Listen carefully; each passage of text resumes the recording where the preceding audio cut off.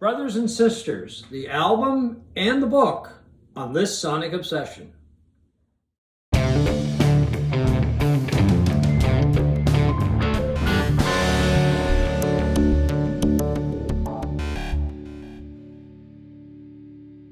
Hi folks, right here is John Whidden, and right over there is Steve McLeod, and welcome to this Sonic Obsession. Today we're going to talk about a book that was recently published. It's called Brothers and Sisters, and it's got a subtitle which we're going to discuss a little further, and the inside story of the album that defined the 70s. The author is Alan Paul, a very good writer, and a man that I met a few years ago in New York after a book signing, and a big fan of the Allman Brothers, as you've probably guessed from reading the book. But an author and a fan of the Allman Brothers that is, I think, very objective when it comes to the story of the brothers. Yeah, I mean, he's a little biased because it's quite obvious that he loves the brothers, but the warts and everything come out, you know, to a degree. Yeah, I enjoyed it. It started out a little slow for me. I'm not obviously as big a fan of the Allman Brothers as you are. I mean, who could be? I also don't know as much about the Allman Brothers as you do. So I found it very, once I got into it, very entertaining and very educational in all things of the brotherhood. But the subtitle of this book is hyperbole at its best or worst. Yeah, I got to agree with you on that one. I thought it was a stretch. The Allman Brothers Band, Brothers and Sisters, the Allman Brothers Band, and the inside story of the album that defined the 1970s. Which is this album, of course, Brothers and Sisters.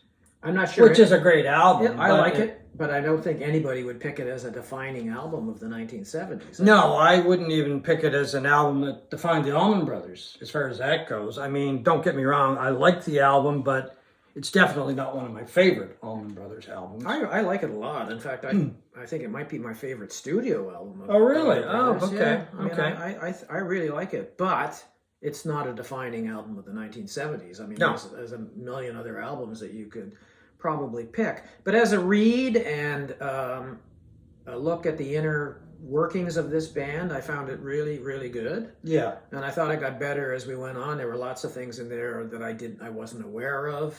You know, I had no idea that Greg Allman had gone to rehab in Buffalo and befriends this high school student, and I totally forgot about that. Did you know that? Oh yeah, it brought back that memory because I remember, you know, reading about it years ago. In fact, I might have even read about that in People magazine of all places. But anyway, the one thing that stuck with me immediately is, you know, after the death of Duane, of course, for some reason, even though I was not even remotely a fan of the Allman Brothers in the early 70s,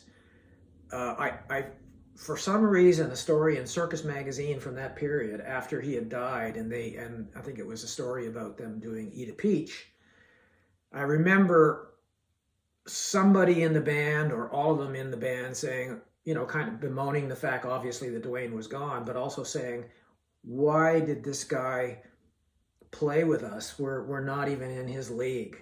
I'm paraphrasing. Yeah. And I have a feeling because of that, maybe it was Barry Oakley. I don't know. I mean, reading it, Barry Oakley took Duane's death really, really hard. Oh, that shattered Barry Oakley, yeah. And of course, he ended up dying in the same way that Duane did shortly thereafter. Eerie circumstances when it comes to the death of Barry Oakley, yeah. Yeah, and in fact, only played on, you know, 2 songs from Brothers and Sisters before he was killed in a motorcycle accident. I enjoyed it. I enjoyed it way more than I thought. And I've been digging into, you know, listening to the Allman Brothers and, you know, enjoying it more than I typically do. Yeah. So it's been a good education for me. Yeah, I mean, the album may not have defined the 70s, but I think the Allman Brothers Band sure helped define the 70s. Not only through music, but through the work that they did for Jimmy Carter. Alan Paul goes to great length about that in the book. Yeah. And for those of you who don't know, the brothers were huge supporters of Jimmy Carter and his run for the presidency in the United States. Did benefit concerts, working together with Phil Walden, who was the manager of the Allman Brothers Band, and basically contributed a lot of money through the concerts to through the campaign, keeping it afloat, really. Keeping it afloat, yeah. Which and Carter never forgot that. That was the other thing. He actually attended Greg Allman's funeral a few years ago. 2017. So, yeah, that tie stayed there. I don't know how much they saw each other over the years or anything like that, but he always had great respect, not only for the Allman Brothers Band, but for the music as well. And as I say, the brothers' involvement helped propel him to the presidency. Well, that was an interesting aspect of it, too, because Carter did become very close to the Allman Brothers, and you couldn't imagine that happening much today because of the drugs. The Allman Brothers were notorious for their drug use and that. I mean, at that time, Allman was a heroin addict, Greg Allman. And Carter, despite warnings from all the people around him saying, distance yourself a bit from these guys, Carter said, he's a human being, basically. He is what he is. I like him as a person, and I'm not worried about that at all. And of course, he ended up winning the presidency. Well, I think the other thing you got to remember about Jimmy Carter is he was a man of very strong character. And as the book points out, he did not forget his friends. He did not forget those people who supported him.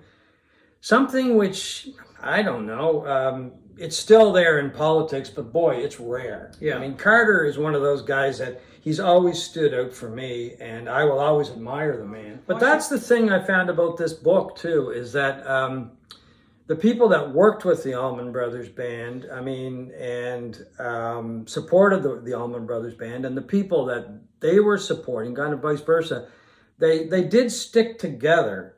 To a degree. They did make amends too. Yes. That's the other thing. Yeah. Don't get me wrong. Not everything was roses, but people say the Allman Brothers Band was like a family. Well, it was like a family, and families fight, and they don't get along sometimes, and they have little schisms that come between them, and that's it. And then, of course, the brothers seemed to mend a lot of those anyway. And they did last for a very long time after Brothers and Sisters. Some of the recordings that they did weren't all that great. I'm the first to admit that.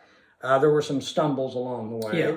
But the thing that I find about Alan Paul, he's a fan. And that I think comes through in the book. Yeah. Didn't you find that? Oh, sure. I don't know how you could write a book that is that detailed about a subject without being a fan. And he also had the cooperation of the band, and especially Kirk West, who is called the Tour Mystic, when he was putting together the book. So he had access to all of these interviews and tapes that Kirk West had done years ago, over the years that were basically gathering dust. So he went through those to try to tell the story. And I think it's a fascinating story. I really do.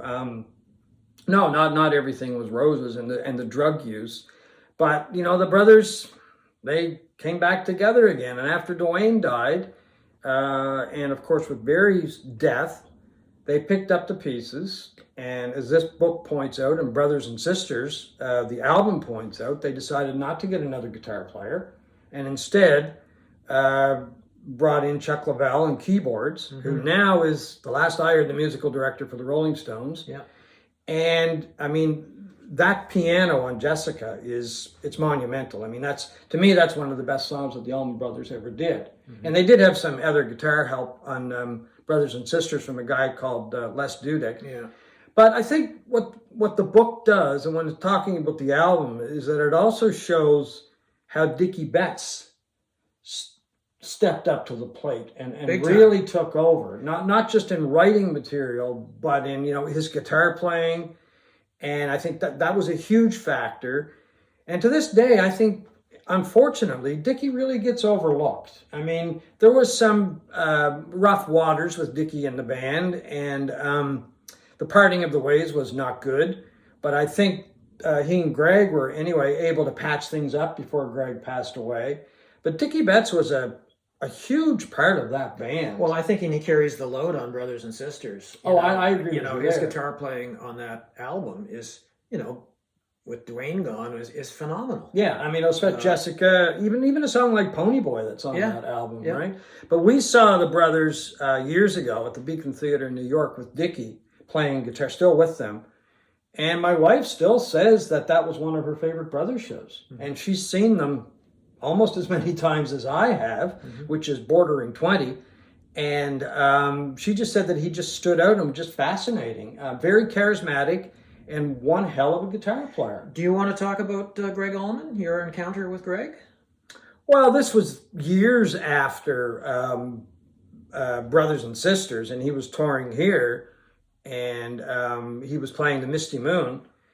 And anyway, I got a chance to meet him. I was backstage, and we were shooting the breeze, and he just said, very nice man. I mean, I just a very, very personable guy, just very easy to talk to. And we ended up going back to his hotel room till, I don't know, 5 or 6 o'clock in the morning, talking, shooting the breeze. And I wanted to do an interview with him, but he wouldn't do an interview. I was working in radio at the time. And I had it with me, and I said, well, can I turn the recorder on? No, man, I don't want to talk to you on the record. Because he'd just been burned so many times. Well, the book explains that in a lot of cases as well, why he was reticent. They were burned. The band was burned by Rolling Stone early on in their career. Yeah. And there's other things, I guess, as well. But continue. No, he was just, as I've told people over the years, he was one of the best interviews that I never did, because we talked and we talked and we talked. We talked about Duane, and I'll never forget him. He just put his head down, and there's not a day goes by I don't think of my brother. And he was hurting. He was still hurting. And this was like 83, 84, something like that. Mm-hmm. And then at the Misty Moon, before we left the Misty Moon, he said, come on back in this back room, John. I got to go back here for a minute. And anyway, he brought out the Coke. And he was snorting some Coke. And I just looked at him. And this was before we went to the hotel. And I said, Greg, what are you doing that shit for? And I thought that was it. He was just going to tell me to leave, get out of there. And he looked at me with this look. I'll never forget it. He was just a look of desperation, I guess. He said, because I need it. But I was always very, very disappointed he wouldn't do an interview with me. Well, he comes across in the book as a very vulnerable, sensitive person, too. Oh, he's very sensitive. I found that while talking to him, very sensitive. Getting back to the Buffalo thing, where he goes to rehab in Buffalo, and the kids at the local Catholic boys' school all did this kind of letter writing campaign to get him to put on a show somewhere or something. And one kid just, writes a simple letter like, Greg, if you ever need anyone to talk to, I understand, you're going through a bad time. If you ever need someone to talk to, give me a call. And Allman calls him, of all the letters that he received, and picks him up in his limo. And this was a kid who was, a closeted gay guy in a Catholic boys' school. He was struggling with his sexuality, and Allman is struggling with sobriety. And they just hit it off, and he picked this guy up a number of times while he was in Buffalo, and they get together and talk and that. And eventually he ends up playing a free show, a secret show at this Buffalo Catholic boys' school. Where that's a great story. Where the kids didn't even know, there was just an assembly. And then Allman and a number of backup people, I can't even remember who he had playing with him, put on this performance. Yeah. So I'm always amazed at stories like that, and it always seems to take place in the 60s or 70s of these incredible rock stars who are so much more accessible than they are now. You couldn't get through. You'd have to go through 20 layers of bodyguards to get anywhere near anybody today. Yeah, and I think that's one of the things that this book points out, and my experience with Greg pointed out, it was the music. And as the book points out, when they couldn't make the music, they were lost, right? Yeah. And then when they got back together, like after Duane died, for example, right? Yeah. If they hadn't been able to get together and finish up Eat a Peach and then go on to make Brothers and Sisters with some changes in the lineup, of course, I don't know what would have happened to them. Eventually it did catch up to them, and you know, the brothers broke up later to get back together and make some very good music. But I think I found this letter in Rolling Stone, and I think it kind of sums up how a lot of people felt back then after Barry Oakley had died, especially. And this was from 1973, January of 1973. So it was before Brothers and Sisters. But it really sums up, I think, what a lot of people felt at the time. And the writer said, the Allman Brothers might not have the remarkable talents of Duane and Barry anymore, but they'll carry on and be what Tony Glover said in issue 106, still the best goddamn band in the land. Me and about 2 or 3 million more agree with him. Signed, John Whidden from Sherbrooke, Nova Scotia. Get out of here. Yeah, oh. Yeah, let me see that. See, he thinks I'm lying. Well, see how beat up the magazine is? Take that. Oh, man, that is... Yeah, right there. I'm not lying.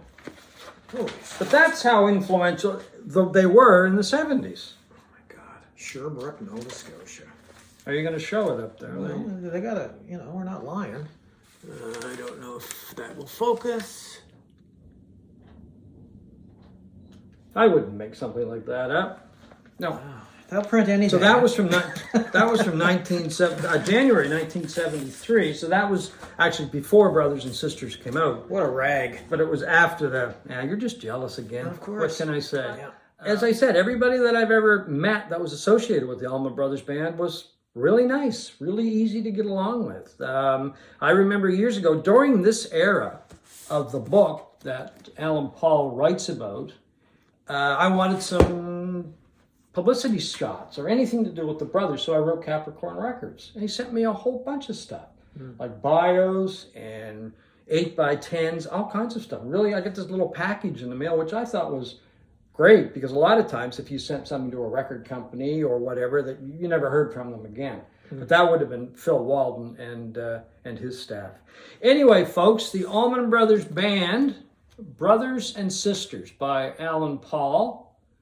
Both of us highly recommend this book. It's a history of the Allman Brothers Band during an era back in the 70s, but it's also a history of that era and the politics of that era and really what was going on in music at that time. And I think Alan Paul does a great job of summing that up and showing exactly where the Allman Brothers fit into that. And I think you agree, right? I agree, 100%. Okay. Anyway, thanks for watching this Sonic Obsession.